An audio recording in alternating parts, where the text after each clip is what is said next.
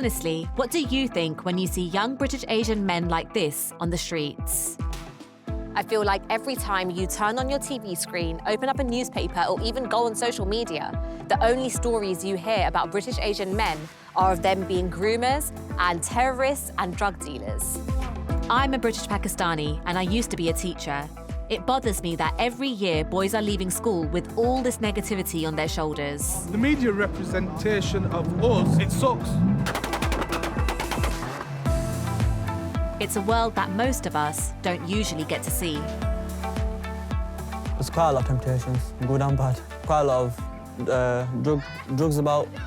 In the last 2 decades, things have gone from bad to worse. My name is Mehreen Baig, and in this film, I'm going to ask why these young men are getting left behind as the rest of Britain moves on without them. You need to get money to the house, you need to have a job, whatever have you, so your personal aspirations kind of take a back seat for a while. I'll be asking why others with similar roots seem to have fewer hang-ups about being British and Asian. We don't like working for people, we all work for ourselves. This is why we set up our own businesses. I believe some of the other cultures are still a bit strict and a bit backward. The Gujaratis have, I would say, gone slightly forward. I'll travel back to the region of my home country, which 70% of British Pakistanis can trace their roots to, and which some of the younger generation of men now see as their future. How many cars do you have here? Nine cars. You've got 9 cars here. My goodness. So what's the problem with Britain's Pakistani men? And are we now in danger of creating a lost generation? We came to a first world country with a third world mentality.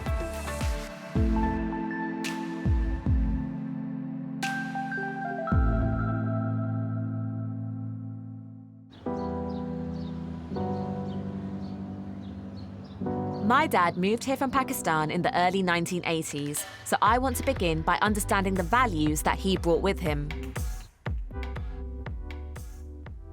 Papa, why did you move to England? Only for the reason of the betterment of my children, their education, their independence, their exposure, and, things like that. Opportunities. Opportunities. That was the reason I came here. So education was what you valued most for your children? Because that is how we have been brought up. Our aim was to make you professionals. Our children must grow up in good environment, with good education. Then what was it like when you moved here? Like any other new place or new environment anyone goes to, there's struggle involved. And similarly, but things were very different to today's conditions here. Whatever came to my way, even odd jobs, I took them up. I didn't just sit all my life here. I've been working. Do you notice a difference between the new generation of boys, the younger generation, and your generation, what they were like? In the last 2 decades, things have gone from bad to worse. In what way? Because what's happened? Reason is they are now greedy. They want to make quick money. So they see their friends driving, flashing cars, driving cars, motorbikes, going on holidays. They can't afford to do that. Plus, they get into bad societies, That is also the thing. And when you get into a wrong society by the greed, due to the greed, then naturally you'll fall apart at some point. That's not just Asian boys, though. It's not just Asian boys who are going into wrong crowds to make money. No, they are Asian boys. It's not just Asian boys, it's in all communities. No, good and bad is in all communities. But you asking me why aren't they studying? Because their focus is not on education. Neither their parents' focus was on education. If you have not paid attention on your children and just been running after money, it's bound to, backfire somewhere. And that's what happens.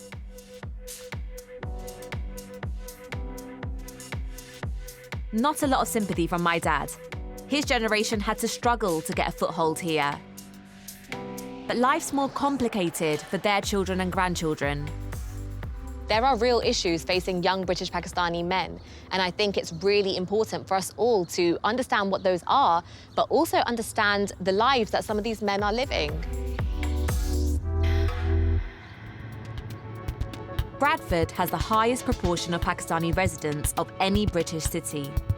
In the last few years, there have been more and more signs that the young men here are struggling. Drug crime has risen, and British Pakistani men make up a disproportionate number of those convicted.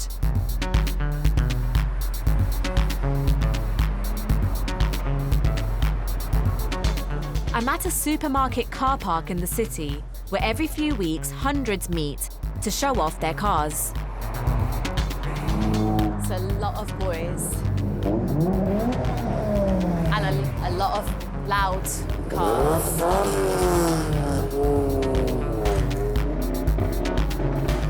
But the car park is full, and there's definitely predominantly Asian boys.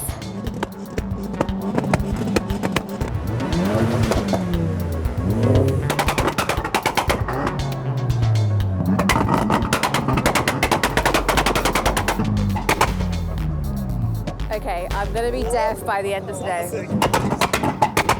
Tell me about why so many young Asian boys are here today to show their cars. Because why not? Look at the atmosphere, everyone comes for a good time. Let off a couple of shots. Some people have addiction to drugs, some people have addictions to cocaine, we have addictions to cars. That's what it is.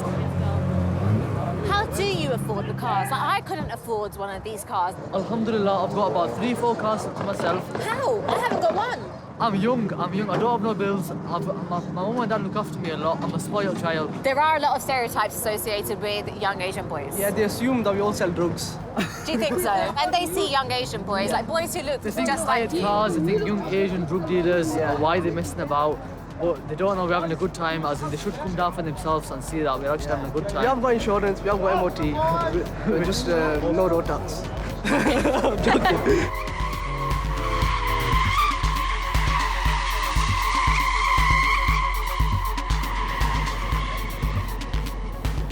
How do you guys get the money to do this?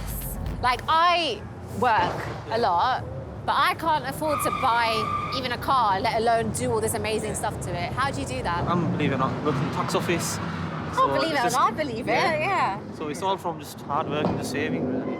So especially Asians, a lot of them stay at home and they don't tend to leave house until right later on in life. Parents, so they've got no mortgage, none of that to pay for. So it is a lot easier to say that you'd rather spend the money. Why is that? Why don't they want to move out of home until a later age? It's easier, I think, if you're staying with parents. And you get cooked for? Get cooked for, yeah. And washed for? Washed, laundry, everything.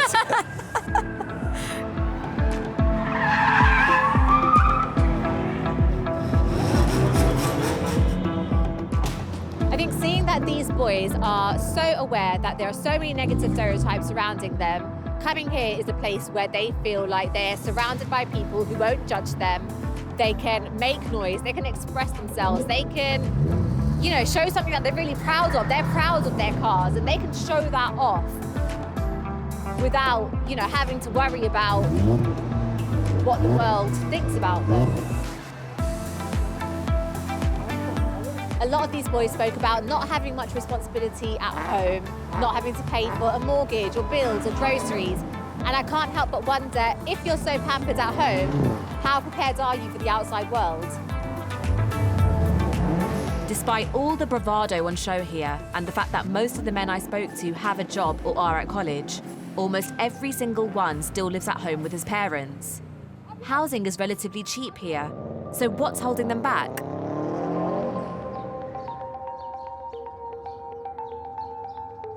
Pakistanis make up a fifth of Bradford's population, mostly living in highly segregated areas. In some parts of the city, it seems almost everyone is British Pakistani. And most of them, along with 70% of all British Pakistanis, can trace their roots back to one district in Kashmir, Mirpur. Everyone must know what everyone's getting up to because the houses are so close together and the roads are so small, and it's literally alleyways with just houses packed next to each other. You wouldn't get away with anything here. One result of this is that Pakistanis are more likely to go to segregated schools than any other ethnic group. I wanted to understand what impact this is having on their education.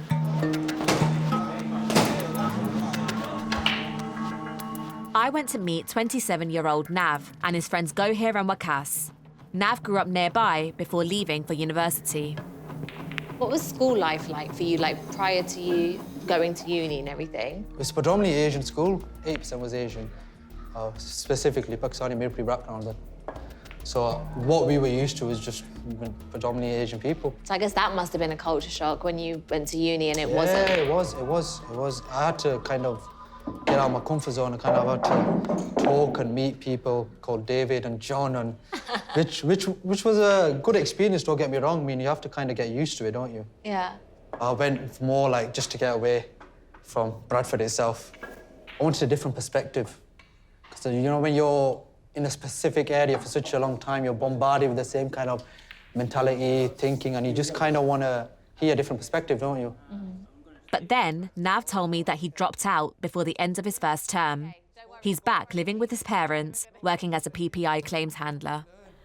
Yeah, I was homesick after about a month, and I was kind of fish out of water or something. Yeah. So it's the first time you've kind of totally knew everything's new. None of my friends were around me. I had to kind of do everything for myself. I think a lot of people from Kashmiri backgrounds, they don't really have that because their mum kind of was a rules a roost. So they don't have that kind of experience where they have to go out, fend for themselves. And my eldest sister went to uni as well. Did your sister complete uni? Yeah, she did. She got a degree in law, I think it was. Wow. Yeah. Times have changed, so how... Yeah, but times are changing in the Asian community as well. Yeah. Do you think it has? Yeah, I think it has. It slowly will change, isn't it? Because women per capita are getting more highly educated or as educated as men, aren't they? In fact, British-Pakistani girls are now outperforming their brothers at GCSEs, and more are going to university. What do you think young Pakistani boys here, where you're from, what do they value? Majority of people from Kashmiri backgrounds, the main purpose is to get money into the house. That's what it's all about. You need to get money into the house, you need to have a job, whatever have you, so your personal aspirations kind of take a back seat for a while. Do you think that sort of hinders young people, young boys here from progressing? I think it's more kind of mentality, kind of trying to have that mentality or hunger for knowledge or education. I think that's probably where we're struggling to a certain extent. Yes! Nav spoke about how he wanted to move out to university. He wanted to break out of the community and broaden his horizons, and he tried. But he struggled, because if you look at a lot of these Pakistani boys and the lives that they live, they have their food cooked for them. They have their clothes washed for them. They have this status of being the prince of the house. They can't really go wrong when they're living at home. For girls, for Pakistani girls, a lot of them, getting an education is the only route they will have to gain some sort of independence and some sort of freedom. But life in Bradford used to be so different for Pakistani men. They first started arriving in the early 1960s, drawn by the prospect of work in the booming mills and factories. Most of them left their families behind and sent money back home. In many ways, it's the classic immigrant success story. If I could have a dream, I wouldn't be so blue.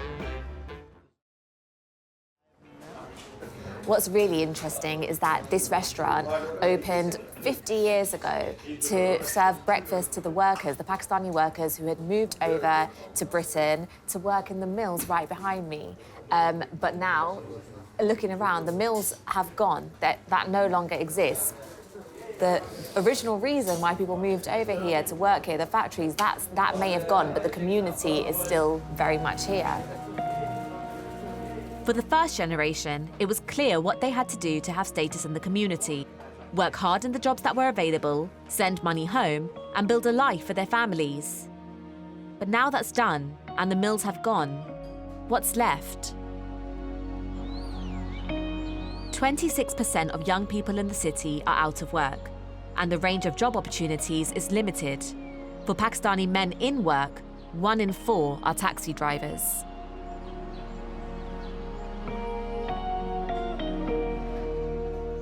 I got a sense of the problems facing young Mirpuri men here when I met 17-year-old Luqman, who's also known as Lucky. You're right. Yeah, my name's Luqman. I'm a BA8 and I'm B7 here.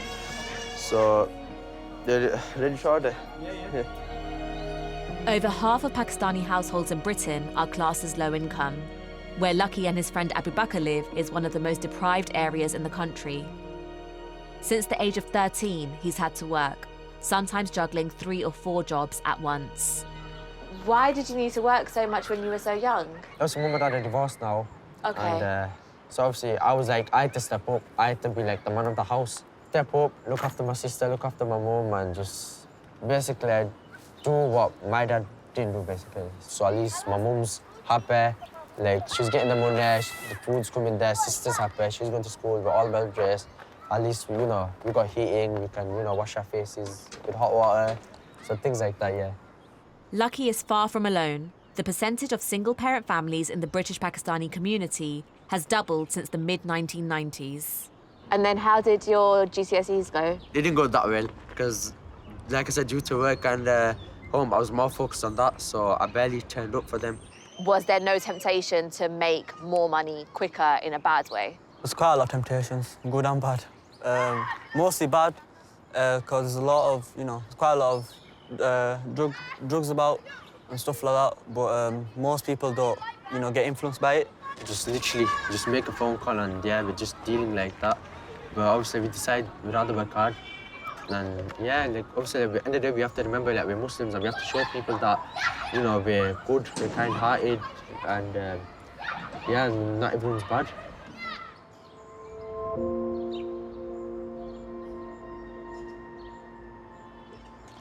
So what's all of this? What does top of the world mean? Top of the world, I think it's because of the view. I think because it's so high, you can see the view. I think, yeah, that's why it's top of the world. When sunset happens, everyone just comes here. So. Do they? Yeah. Yeah, just, when the sun's setting, honestly, it's proper nice. Oh. Only 51% of British Pakistanis achieve grades A to C at GCSE level, compared to 74% of British Indians. Lucky failed his GCSEs, but is now thinking of retaking them. You said you're the main breadwinner of your house. Yeah. And how are you going to balance, you know, working and retaking all your GCSEs, and then when you go into college, I mean... Maybe to make it easier, I might just take like 1-2 days off work, like a couple of days of work, so I can be more focused on GCSEs. Then hopefully, when I pass, which I know I will, hopefully, then yeah, just go back into working 6 days a week again. And 6 days? Yeah, 6 days. You work 6 days? Yeah, 6 days a week, yeah.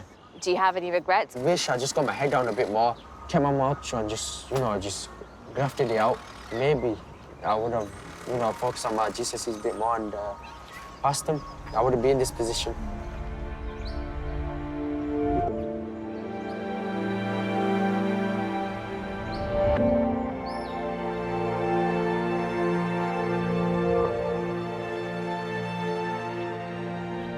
When we stood and they said, we're on the top of the world, and they're looking at the view of Bradford, and they couldn't see further.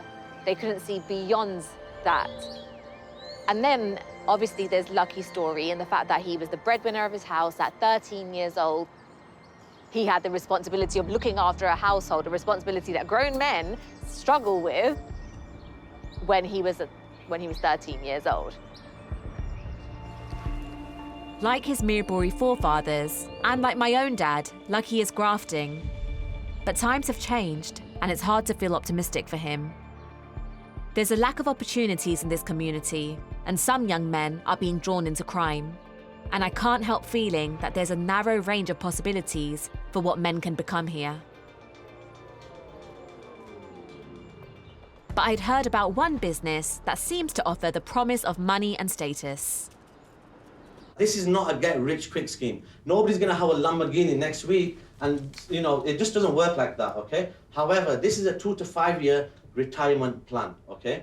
So, multi-level marketing is built on selling goods and services like gas, electricity, or mobile phone contracts, earning a commission on every sale.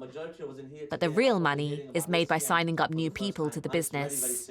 The reason is that we don't follow any of the traditional marketing routes. Like, we don't advertise on the TV, which costs There's thousands controversy around We businesses don't like do these. and we go direct to the customer.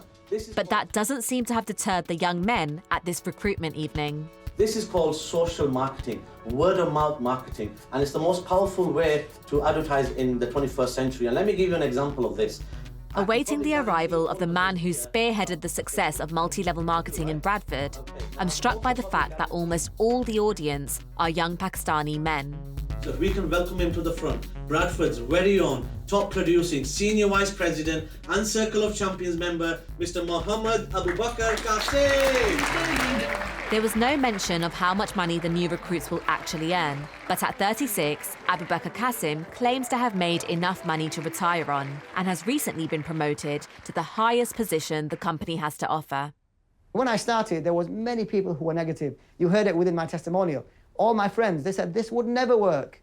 You know, my wife said to me, you're going to get arrested. This is illegal. And today, standing here as, you know, a senior vice president, and this should be enough proof for you guys that if an average Joe from Bradford grew up in BD8 can actually do this, then there isn't a single person in this audience today who cannot achieve exactly the same. Watching a long line of young recruits being awarded impressive-sounding titles, it's not hard to see the appeal. Good evening, everyone. My name is Daniel Iqbal. I'm 18 years old and I live in a small town near Bradford called Keighley.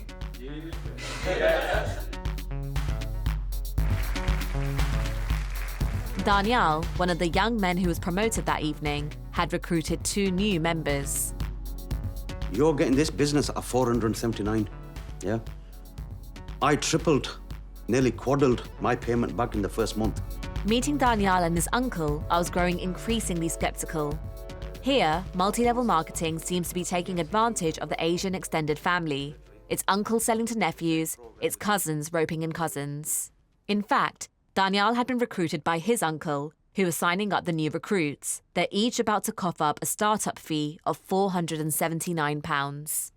The only person it does not work for is the person that quits. So in order to get started, he needs to switch his gas and electric bill,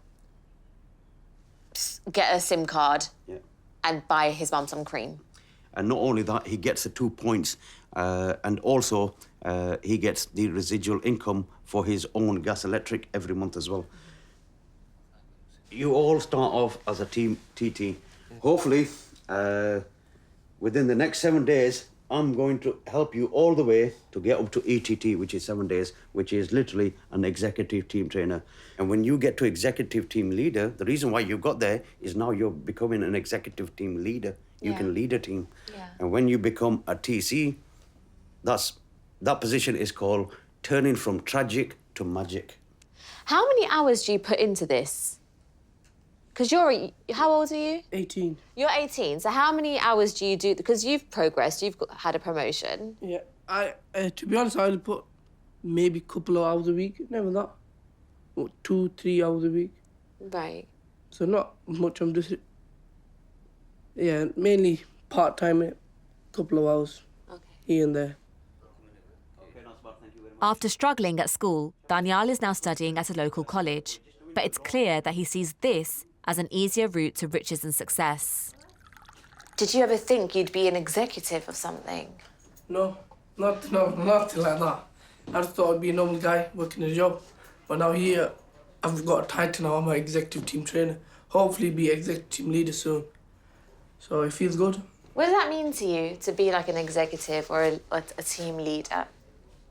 It feels really good actually, because I've got like a title. I'm like a doctor and that. My executive team trainer version. Couldn't you just become a doctor? If you want to be a doctor, you would study medicine. If you want to be a lawyer, you study law.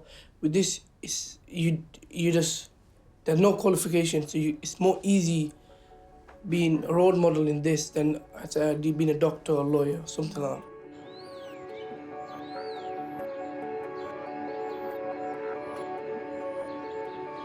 Meeting these boys just made me feel like they were a little bit lost. And I think about their grandparents who came over here with a strong sense of purpose. They wanted to build new lives. So they worked really hard and they bought houses and they were successful, which gave them a sense of status and achievement. I feel like the boys over here are searching for a sense of purpose, for a sense of status and recognition. For some in Bradford, multi-level marketing has stepped in to fill a void, and on the face of it offers an easy way up, the promise of success without having to work as hard as their grandfathers did. Coming from a Pakistani family myself, I can see how it cleverly appeals to our community's values of extended family and male camaraderie. But these values are shared by many other Asian communities, which don't seem to be struggling in the same way. A decade after Mehreen Pakistani started settling in the north, another Asian group had a very different experience of migration to Britain. For over 100 years, Uganda was home to a large Indian Gujarati community. But in 1972, dictator Idi Amin seized their property and wealth before expelling them from the country under the threat of death. As former subjects of the British Empire, the Gujaratis already had British passports. Only permitted to leave Uganda with less than £100 each and small amounts of jewellery, around 30,000 fled to the UK as refugees. Now, Gujaratis are one of the highest earning ethnic minority groups in the UK. Across Leicester, Gujaratis like Atul and his family have built thriving businesses. So people that came here with £100, £200, they worked hard, they all worked in factories and all that, but they said, this is not for us. Why do you think that is? Gujarati people, they've always been business-minded. You know, they've never been turned to anything else. When we came to this road was dead. They were going to knock everything down. If it wasn't for people from Uganda, this road wouldn't exist. You can have your law degree, you can have this degree, but with that, you still can't get a job here. You'll be working in Subway. So it's better if you build something out of nothing and make it a business. With that, at least you can be proud of it.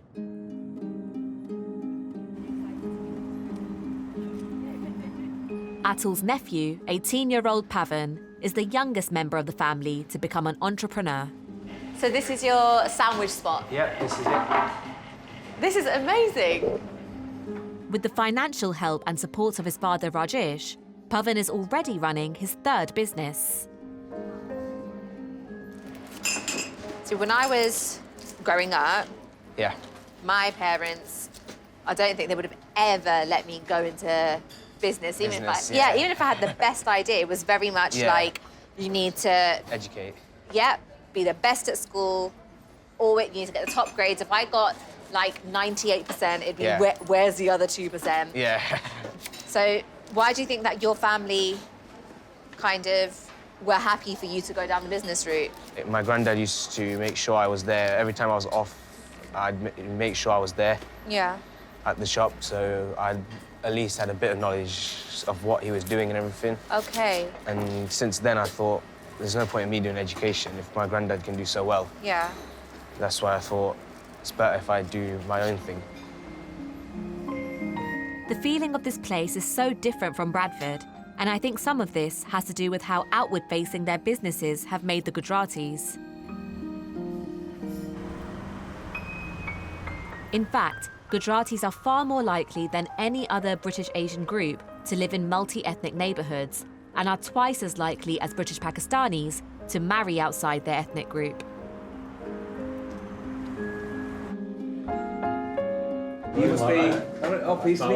How's it feel? I got a sense of this openness when I joined Pavan, his dad and uncle for a night out. Cheers, thank you, Ronnie. Thank you.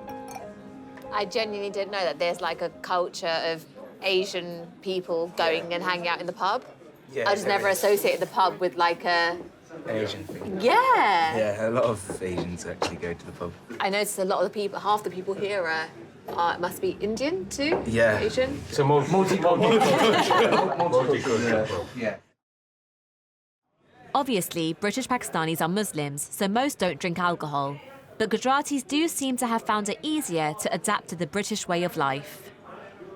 So when you came over, obviously one thing I know you brought with you, as I've learned, is your business acumen sort of came over with you to this country. Besides that, what values did you bring over with you? Like I said, we came here at a young age, so we thought we're British, we're different. We don't have to go to the temple, we don't have to do this.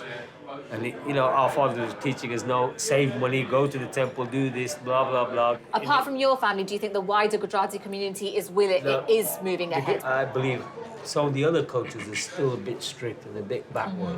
But the Gujaratis have, I would say, gone slightly forward. And we're more flexible now. We accept it's a modern time and it's their future and it's up to them what they want to do now. So, Pavan, do you think you'd marry outside of your community or outside of your culture? If you meet someone and then like it's the right person, then yeah. You're open to I'm marrying open, out? Yeah. And what if you saw that sometimes Pavan cooks dinner, sometimes she cooks dinner? You see, that's another thing now. We're modern, Yeah. but we're not that modern. You're not that modern. The Gujaratis' long tradition of business and their willingness to mix seem to have contributed to their economic success.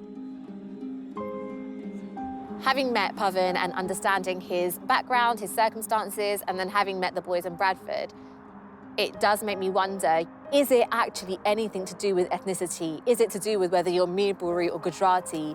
Or is it simply about your socio-economic context that influences your pathway to success? What is it about the Gujaratis that seems to give them the confidence to know which traditions to hold on to and which to leave behind?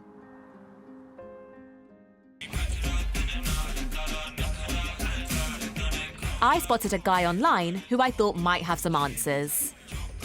25-year-old Parley Patel is building a career as a writer and a performer and has over 40,000 subscribers on YouTube. Let's go to the pub for a glass of wine. Modern I think I'm meeting him in the shed at the back. It's a beautiful house. What a massive garden. Hi. Hi. Parley. Mehreen, nice to meet you. Yeah, how's it going? Nice to meet you. Welcome to the studio. Parley's parents were initially sceptical of his choice of career. They came round to it in the end, but only because he'd been to university and satisfied their expectations first. You know, like everyone around me, my age, was doing law, medicine, dentistry, financial maths, straight maths, biomed, like, you know, accounting and finance. Yeah. Like, Do you think that is an obstacle that a lot of young Asian boys sort of face, the fact that they want to go into these various industries that their parents aren't familiar with or that aren't respected, so they're forced to go down an academic route that perhaps they're not, maybe they don't feel like they're good at it or they're not passionate about it? yeah, definitely. I think it is overwhelming for them to even tell their parents that I want to do this. I've got friends who have really modern parents, like really modern. I say modern because it's not modern if you won't let your kids do what they want type thing, but their parents literally just won't. They'll be like, no, you can't do that. You can't work in that. So we've got the wig. Some of Parley's most popular videos playfully satirise the stereotypes within his own community. Yeah. Okay, so give me a situation. Let's do some improv. Right. I am your daughter and I want to go out to a Garba night. Mummy? This is mine, isn't it? You're borrowing mommy's clothes, aren't you? Yes. Is that okay? Can I wear it? I'll let you this time. Thank Come on, you. tuck this in properly around Okay. the corner. Don't like straw hair. No, it's healthy. You put chemicals in It's your hair, you're going fashion. to die early. Maybe one day I will die too, and then you will forget me. That's what you want, isn't it, mommy, to die? No, it's fine. And remember, don't talk to the boys. Boys is bad news. Boys is bad okay? news, What yes. mommy tells you is good news. Good news. We'll work on that. Yeah. You need brain tonic, na? Don't worry. I love it. That was so good. Set my dress out. What qualities are expected of a successful Gujarati man? It comes down to independence. And that's a big attribute of Gujarati culture, huge attribute. We don't like working for people, we all work for ourselves. This is why we set up our own businesses, and this is why we rather do it ourselves, and if the institution doesn't give us a job, we'll open up our own institution. You look at those migrants that came over from East Africa, as refugees, a lot of them came, with nothing in their pockets, now run these jumbo businesses and are lords and mayors. And this is what my mum and dad always tell me. They're like, rubbish, you have no excuse not to be successful. They're like, you have everything and more. Does that also bring additional pressure? That Gujarati entrepreneurial spirit is there. They're like, how you need merchandise, you need clothes, you need product, you need a look, you need a range. They're like, would make something out of it. But you know, with anything you do independently, you do have to work with what's around you. It's that.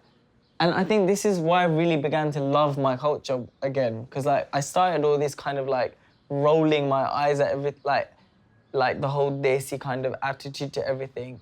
But then I've kind of come around and be like, well, I do still roll my eyes and I always will. But then I began to love my culture and saw like the silver lining in the end.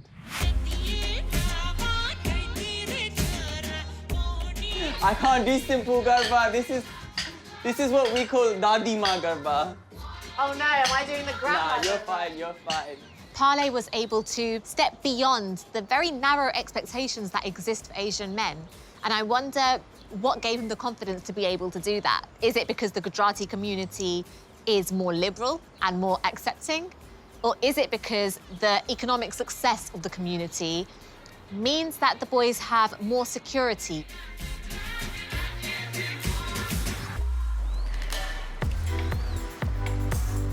It made me think about how much has been stacked against the young Mirpuri men I'd met. But I also questioned the wisdom of them pursuing schemes like multi-level marketing. Hello. Hi. How are you? Good, how are you? Good, thank you. It's nice to see you again.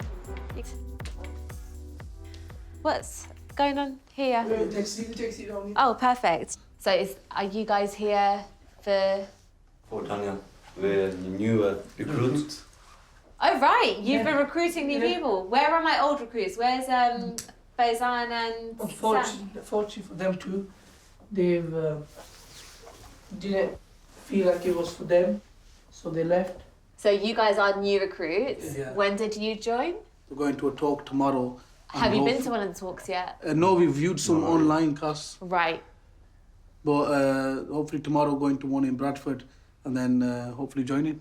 What are you hoping to achieve? Get financially free, like don't really need to work and support myself and family. Yeah. That's What about it. you? I've heard about it a couple of years back, but I wasn't really too bothered about it. And I'm at uni now myself. Are I live you at away. uni? What are you Yeah, doing? I'm doing business and enterprise management. Nice. Obviously, I stay away at Sheffield. So now that I've come back, he's told me that he's doing quite well on it. And obviously, I've seen quite the work he's doing. Yeah. And he's told me about it. So I'm looking like it's quite interesting. So obviously, I want to join and maybe do well myself. That's quite different to sort of your home life. when Yeah, you- definitely. In what way? Tell me about that. Obviously, you don't have your mum and dad ringing you every 2 minutes saying, come back home.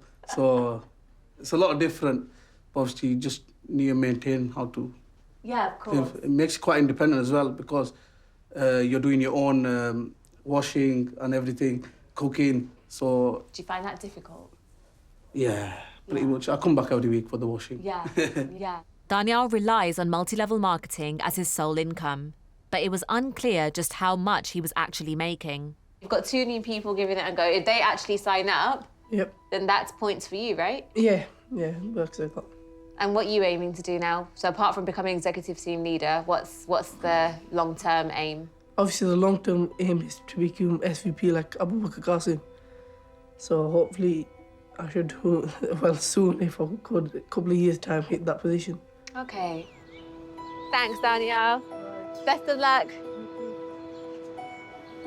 Whatever you think of multi-level marketing, it seems to me that because these young men live in such a closely knit community, the cycle of new recruits will just go on and on.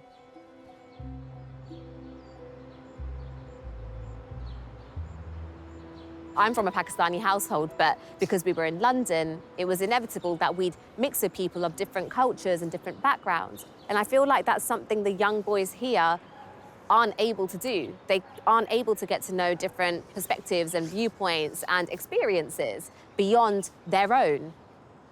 At the same time, I can see why the young men here wouldn't want to move out of the mini Pakistan that they've built, because within their community, within their households, they are the little princes and they are completely indulged.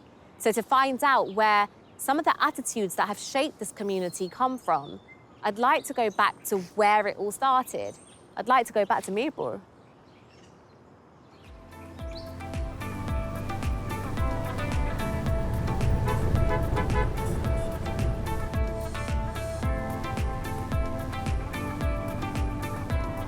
Whenever I've visited Pakistan in the past, it's been to see family in the larger cities. So this is all very new to me.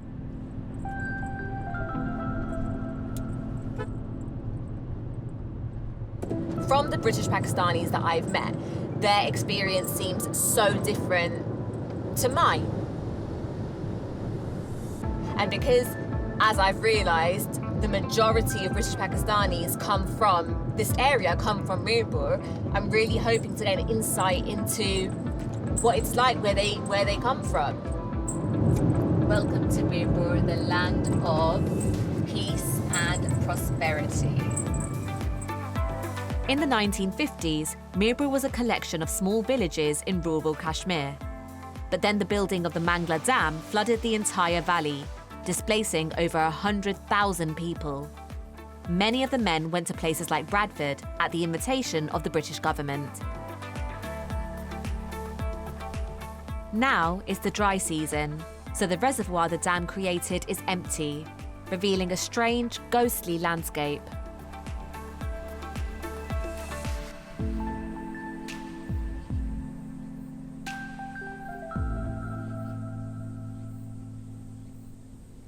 This is it. This is where old Mirpur was before it got flooded. And it's really weird because you can kind of see the leftovers of a town, of a village in some places. It's so weird to think that this is where the story of all those Mirpuris in Bradford started. This is where it all began. What must have it taken for a farmer from Mirpur, from old Mirpur, to pack up their bags, end up in Bradford to start a life and to support their family? How much hard work must that have taken?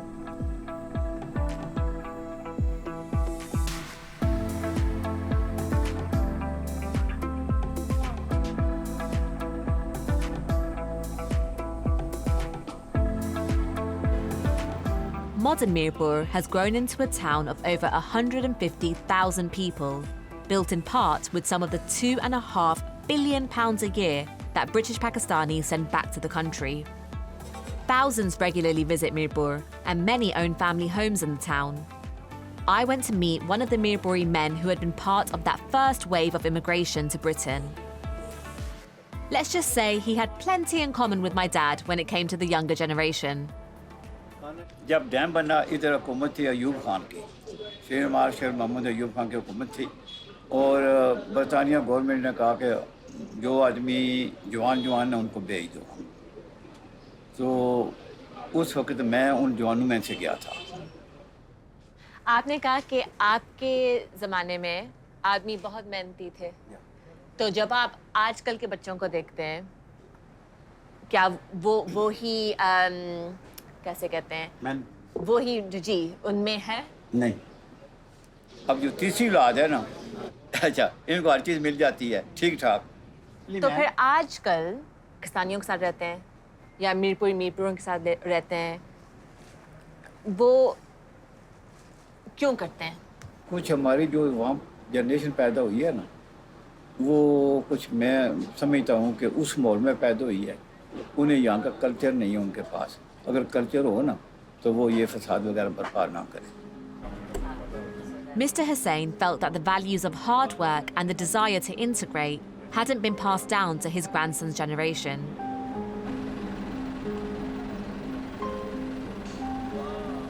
But then I found out that one of his grandsons had actually moved to Mirpur. Although he grew up in the UK and graduated as an accountant, Gohar was frustrated by the low-level jobs he was getting. Seeking better opportunities, he came back to help run the family business, which cannily exploits the cultural connections between Mirpur and Britain. I mean, you've got so much stuff and you've got so many British products. There must be a massive demand for this stuff. Basically, the reason why we've got more British products is because the Brits coming back and forth throughout the whole year. Yeah. And there's some people that are, you could say, probably attached to their roots or their culture that would probably prefer coming back here and meeting their people and, you know, spending time with them. I consider myself as like someone who's really in touch with her culture. Over here, I feel, I don't know, I don't fully feel like I belong here either. Like I'm not fully Pakistani. I'm very much a British Pakistani. I wouldn't say that just about you. That's Yeah. probably the same thing about me as well. It's because we've adapted some things from our British culture as well, because we're not just Pakistanis, we're British as well. Yeah. So that's why we get the, like, you know, we've got the best of both worlds, you could say. Do you feel like you belong here? Do you feel like you're one of these people and this is home? Yeah, this is home to me. That is home as well. That's home number 2, though. Yeah. This is home number Number 1. 1.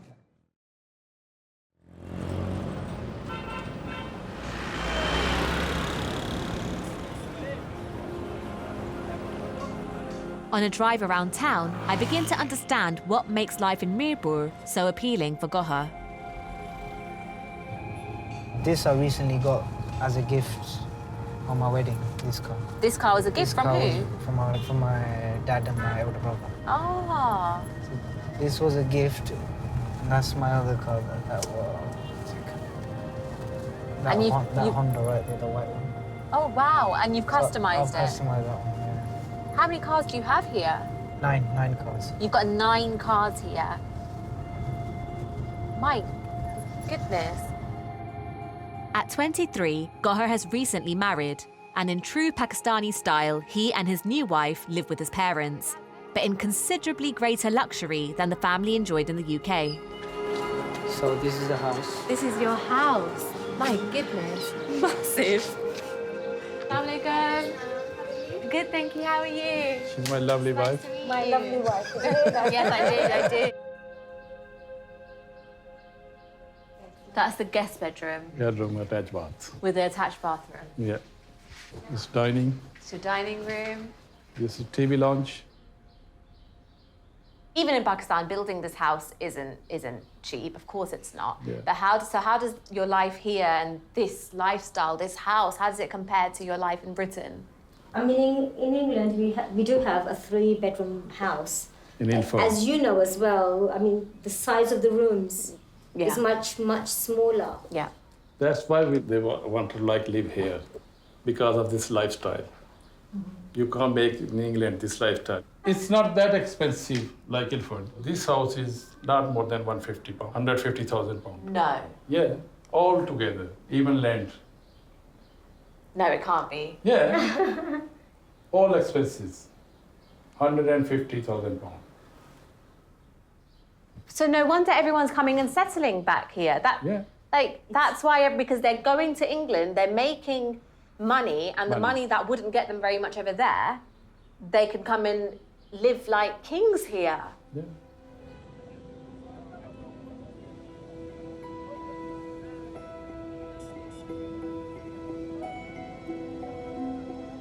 It's not just the money or the fact that, as a man, Gohar automatically has status here. He's also living a life free from the bombardment of negative stereotypes that I've seen wear down the confidence of so many Pakistani boys in Britain.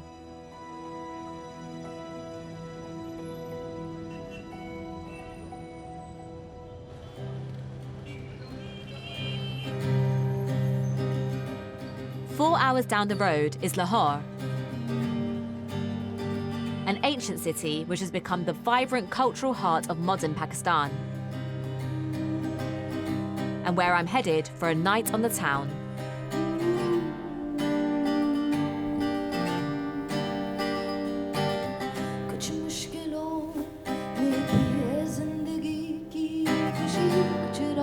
This is educated, upper-middle-class Pakistan. So not typical of everyone, but nevertheless, I was struck by a sense of freedom here that I've rarely experienced in Pakistani circles.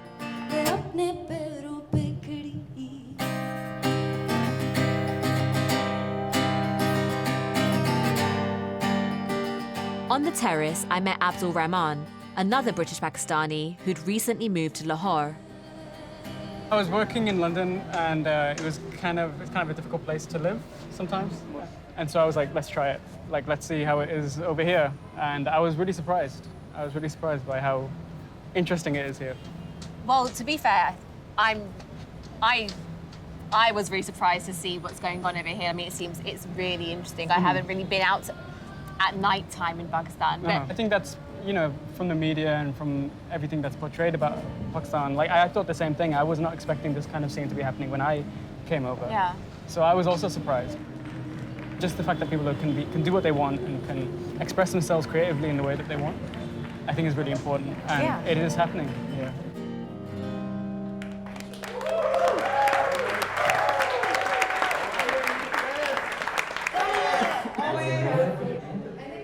After spending some time in Mirpur and then coming over here to Lahore, I mean, it was a bit of a shock. I haven't ever hung out with young Pakistanis, their nightlife, and there was, a girl on stage and she was singing a song that she had written about being a woman and why shouldn't she stand on her own 2 feet and do what she wants to do, and she dedicated to all the women out there. I mean, it's powerful stuff.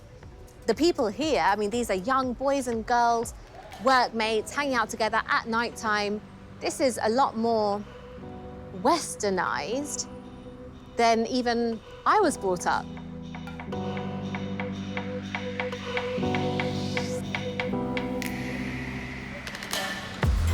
The next morning, as I crossed the city of Lahore, it occurred to me that some parts of Pakistan are becoming more open-minded than parts of Pakistani Britain.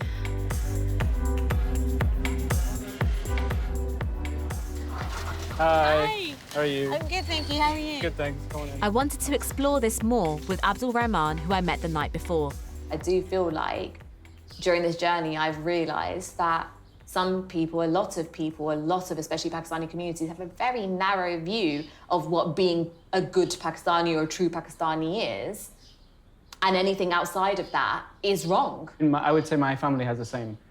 It was a very closeted view of what being Pakistani is. Because they're in a foreign country, if they feel like entering those unknown fields, the kids will forget about their culture altogether. They're just going to become completely forget about their roots and their heritage. Whereas here, they can go and into these creative fields and these alternative routes because you're in the culture, you're rooted in the culture, you are here. So there isn't ever that fear of, they'll go too far or they'll forget where they came from because they're here. Yeah, I think that's actually, I've never thought about it that way, but I think that's probably almost definitely true.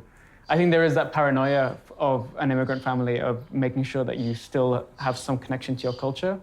And sometimes that is maybe unproductive in a way. Do you know what I mean? Because it doesn't allow you to express yourself in your cultural ways, right? So, whereas over here, I think because you don't have that fear, you don't have that paranoia of like, oh my God, he's not going to be Pakistani anymore, or she's not going to have any connection to her roots. So it's just like, you live in Pakistan, so of course you are Pakistani. Mm-hmm. So you can just be whatever you want to be. Mm-hmm. And that gives you that freedom that I think maybe an immigrant diaspora family might not be able to afford themselves. Mm-hmm.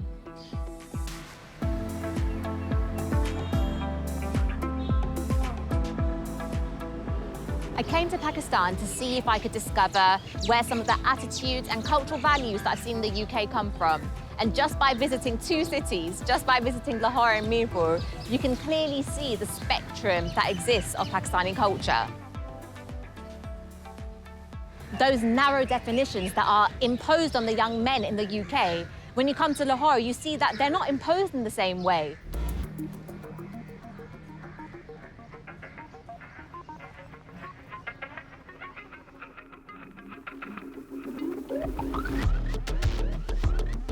So much of the cultural inheritance that Asian immigrants have brought with them has helped them to succeed and has vastly enriched Britain. But with my own Pakistani community, Could some of those attitudes to gender, to education, be the very things that are now holding them back?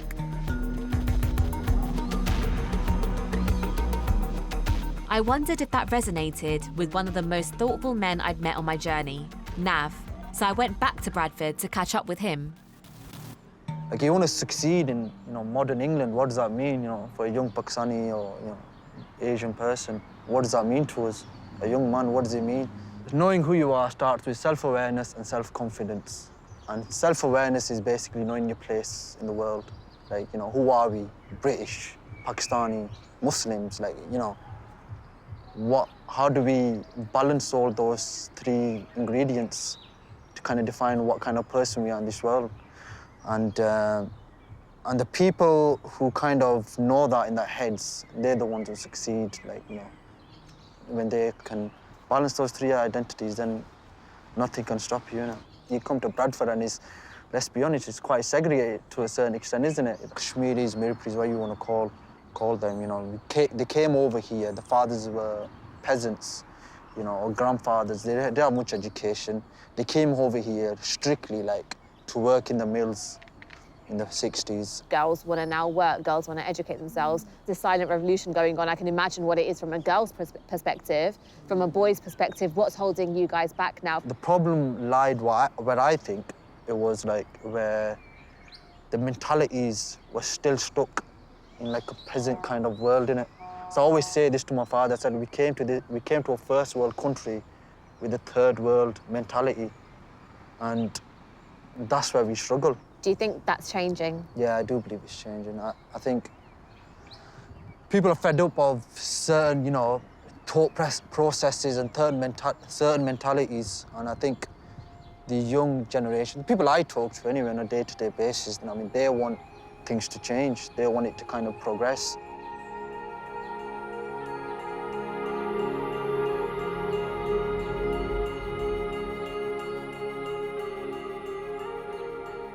I worry that we're facing a real danger of a whole generation of young British-Pakistani men who feel they're disenfranchised and isolated from the rest of society. And that's partly down to the widespread issue of social mobility in the UK in general. The fact that Abdul Rahman and Gohar felt they had better opportunities in Pakistan than in Britain is evidence of that. But it's also down to the fact that this is a community which allows the young men to indulge in this vision of masculinity, which seems increasingly outdated. As children of immigrants, all of our lives are shaped by our history, but we're so much more than that.